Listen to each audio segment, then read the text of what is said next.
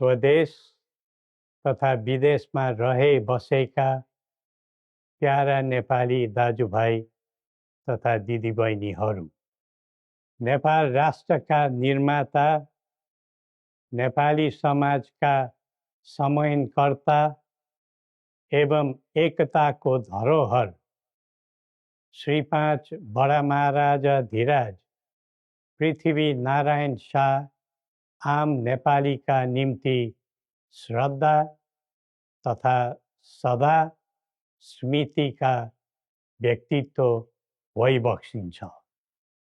मौसुफको 304औं जन्म जयन्ती तथा राष्ट्रिय एकता दिवसका उपलक्ष्यमा हामी उहाँलाई नमन गर्दै श्रद्धा सुमन अर्पण गर्दछौँ।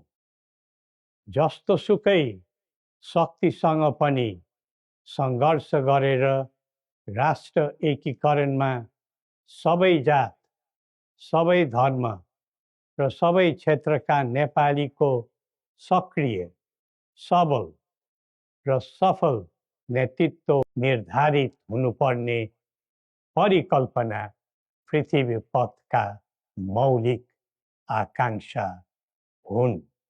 अन्तमा जनता र राजाले एकीकरण गरेर निर्माण गरेको नेपाल राष्ट्रको समग्र हितलाई आत्मसात गर्दै सबल राष्ट्र बनाउने महान कार्यमा सबैलाई जुटाउँ र नेपाललाई फेरि उठाउँ।